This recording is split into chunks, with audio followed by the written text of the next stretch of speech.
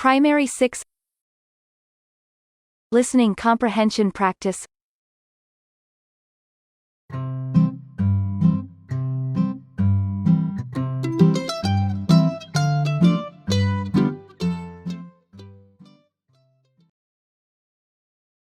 Listening Comprehension Practice for Primary 6.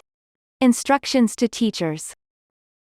Before you begin this practice listening exercise, please check that the volume of the speaker is audible to all your students. Adjust the volume of the speaker to ensure that all your students are comfortable with the level of volume.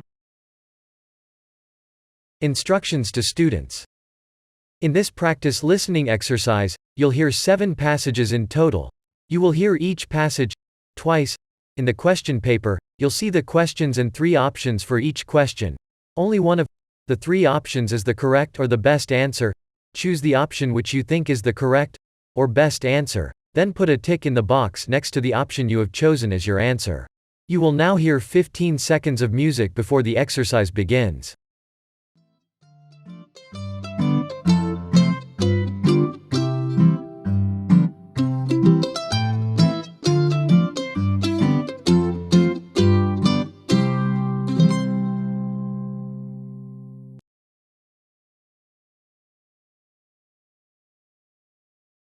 Listen to passage 1, then answer questions 1 and 2. During the March school holiday last year, my family and I took a train from Singapore to Johor in Malaysia. We spent 2 days in my uncle's house in Johor Bahru City. While there, we went to a huge shopping mall to do some shopping on the morning of the first day. On the second day, my uncle took us in his car to an amusement park. What I enjoyed most at the amusement park was the boat ride on a big lake. After the boat ride, we took the cable car to go to the top of a tower from where we could see the city. As it was a cloudy day, we could not see the city clearly. Nevertheless, we enjoyed the view of the forest below. We could see part of an oil palm plantation next to the forest. After 2 days in there, we took a local bus to Mersing, a small seaside town where my grandparents live. Their house is very near the sea. We spent 3 days there and we would go to the seaside every evening. We saw fishing boats returning from their fishing trips with their catch. What I enjoyed most in Mersing was the cool sea breeze. We would often sit outside the house at night by the moonlight. Grandmother would tell us stories about Mersing. The days spent in Mersing were memorable. I would like to visit my grandparents during the June and December holidays as well.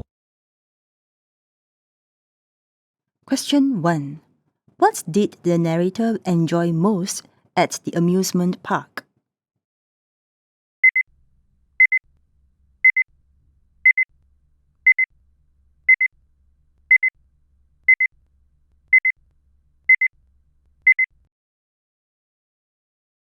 Question 2. How did the narrator travel to his grandparents' house in Mersing?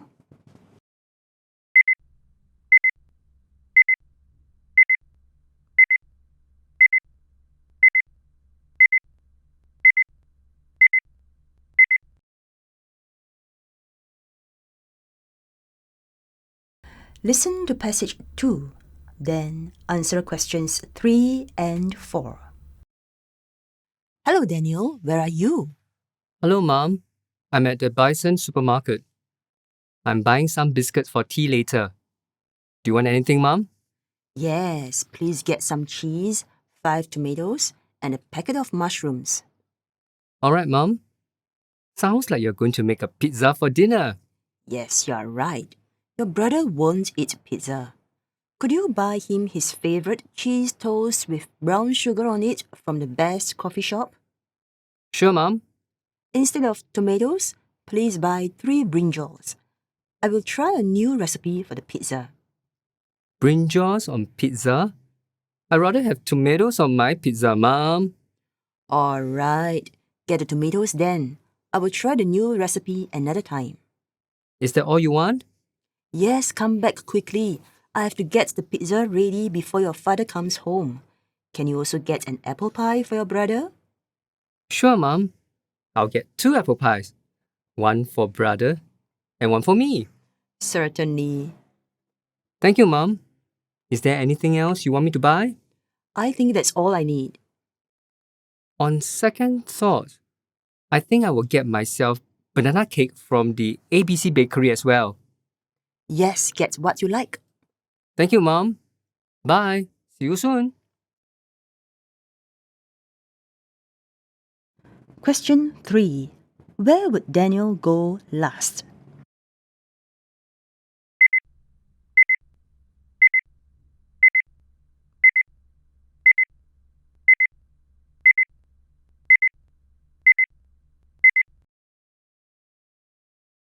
Question 4.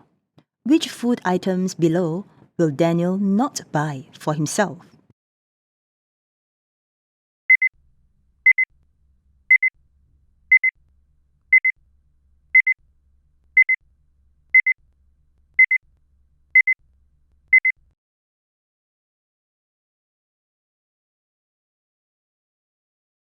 Listen to passage 3, then answer questions 5 and 6. It was a Sunday evening when I felt bored with the book I was reading, so I put the book away and decided to go for a walk in the park nearby. As I was going down the staircase, I changed my mind and thought of cycling in the park. I had climbed up 2 flights of stairs when I realized that the bicycle had been sent for repair the day before. Then I thought I will get back to walking. I was walking along the grassy path towards the park when I saw some people crowding around a bench in an open field. I was curious as to what was going on there. So I walked to the crowded area and saw a man doing some tricks with a monkey. He made the monkey jump up and down the bench, then it somersaulted and skipped with a skipping rope. The crowd was amused at the performance of the monkey. With my curiosity satisfied, I walked towards the playground and played on the swing for some time. After playing on the swing, I strolled down to the pond where I enjoyed watching the ducks swimming. Having spent about an hour and a half, I started to walk back to my house to have dinner.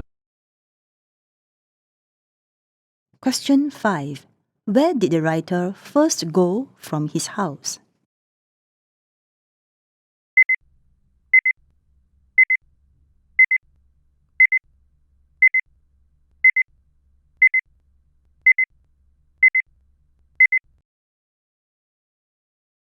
Question 6. Based on the recording, which path would the writer have taken to go to the pond?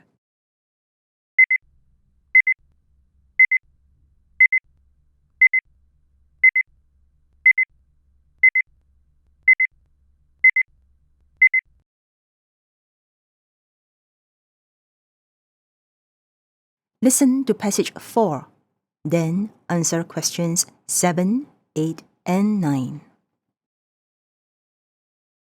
Good afternoon and welcome to our program Let's Know. So far, we have on our program a technician telling us how television works and an air conditioner expert telling us how air conditioners work. Today, we have an electrical engineer who will tell us how a remote control works. I am excited to find out and I am sure you will be too. Good afternoon, Mr. Subhash, and welcome to our program. Thank you, Miss Lina, for having me on your program. Tell us, Mr. Subhash, how a remote control works.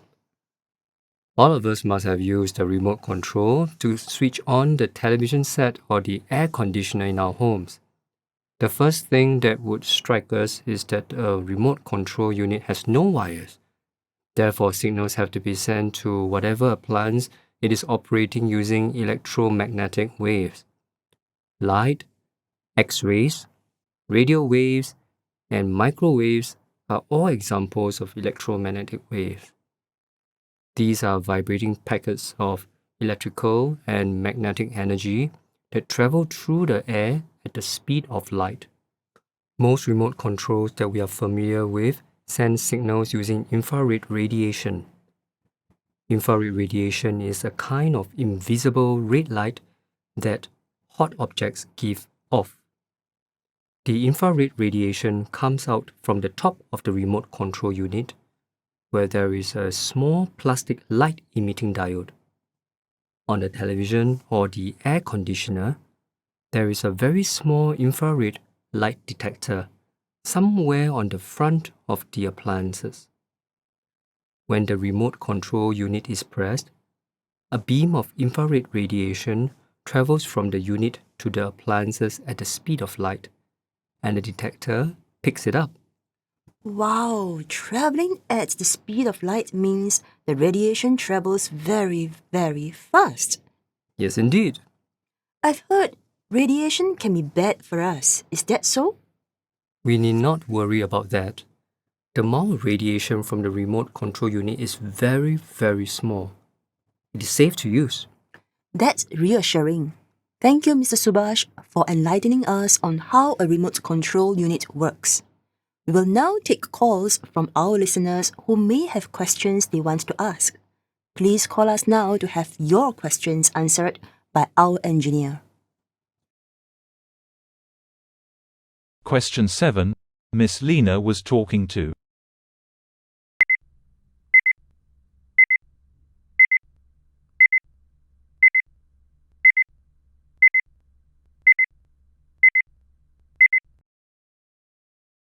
Question 8. What was the program mainly about?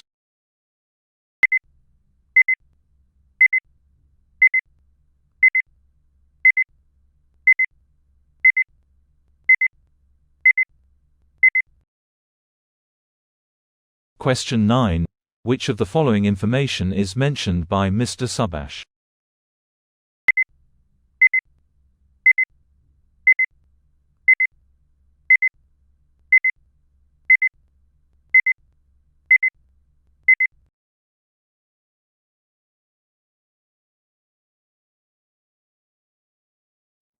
Listen to passage 5, then answer questions 10, 11, 12, and 13.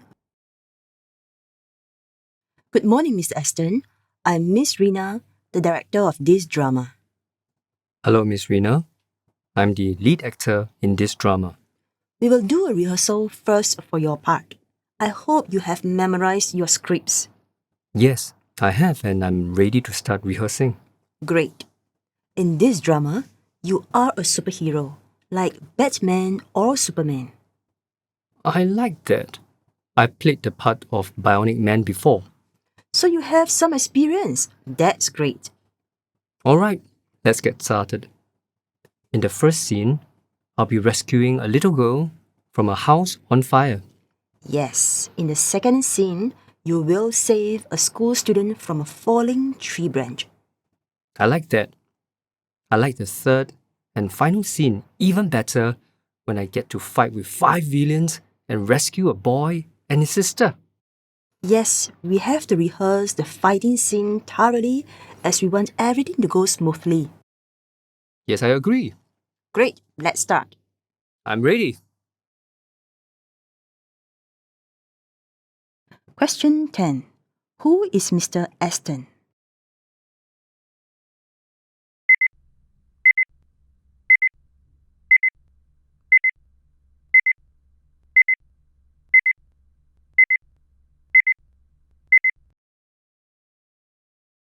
Question 11.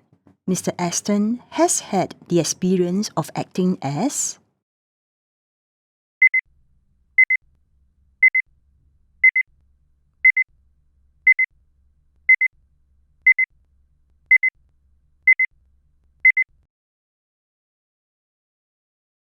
Question 12.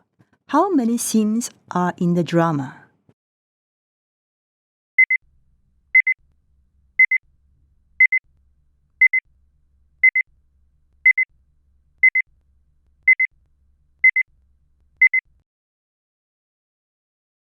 Question 13. Based on the dialogue, which of the following is true?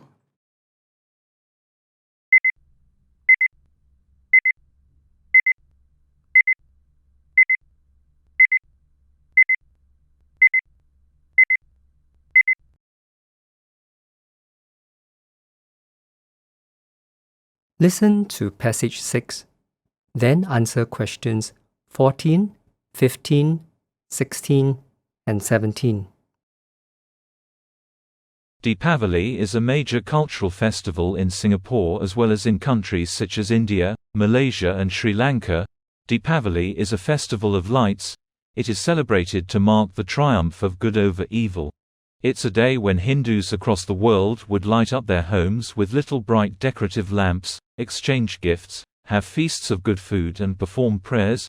Weeks before Deepavali, Little India in Singapore will be buzzing with throngs of people to not only do their shopping at the many bazaars, but also to see the stunningly colourful street light up.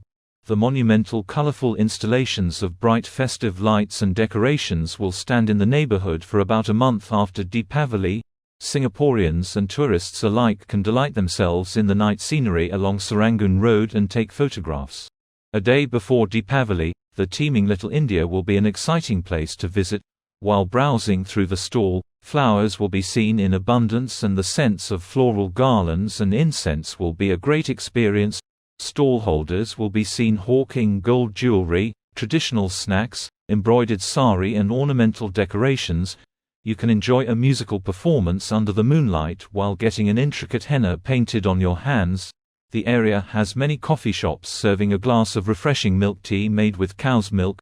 Deepavali season is one of the most beautiful festivals in Singapore. Question 14. Deepavali is also known as the Festival of...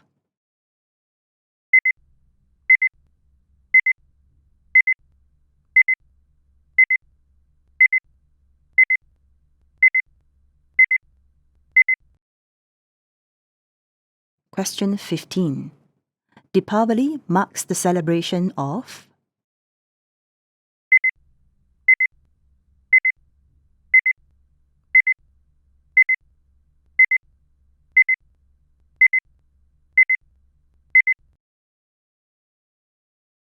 Question 16. Based on what you have heard, when will it be exciting to visit Little India?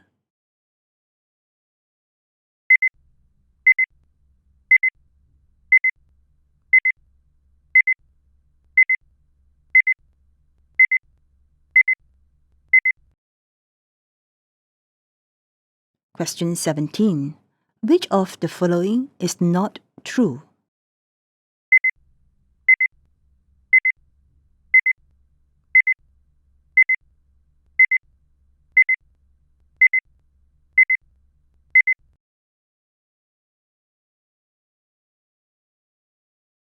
Listen to passage 7. Then answer questions 18, 19, and 20. Dr. APJ Abdul Kalam was an Indian scientist who became the 11th President of India from 2002 to 2007. He was born in Rameshwaram, a small town in Tamil Nadu in India, on 15 October 1931 in a Tamil Muslim family.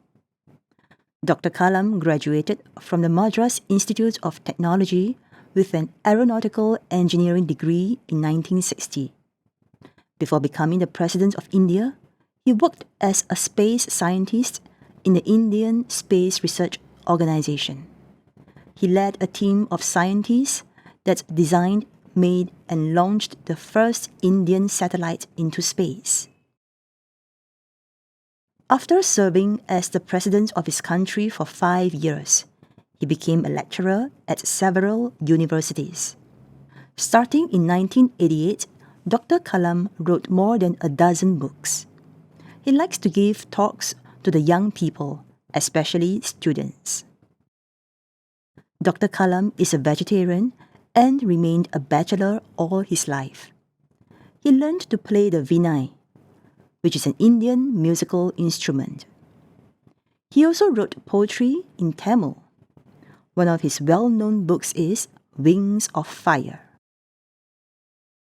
When asked what his greatest invention was, he did not say it was the rocket that was sent into space. To him, his greatest invention was the lightweight artificial leg for children he introduced in 1998 to help children with polio, which prevented them from walking like normal children. The artificial leg the children had was heavy, weighing 4 kilograms, which made walking very difficult. In comparison, Dr. Kalam's artificial leg weighed only 400 grams, a huge difference that enabled the children to walk more easily with the legs. Dr. Kalam was an excellent role model for students and young people, and he was always happy to be among them. He received several prestigious awards, including India's highest civilian honor, the Bharat Ratna, in 1997. Dr. APJ Abdul Kalam is such a humble and great man that his birthday is marked as the World Students' Day. Question 18. When did Dr. Abdul Kalam graduate from the Madras Institute of Technology?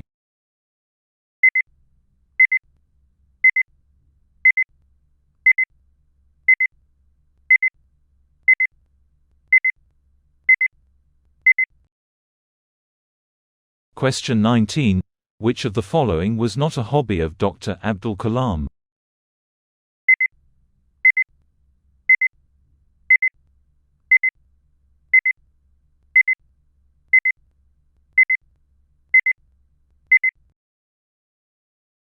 Question 20.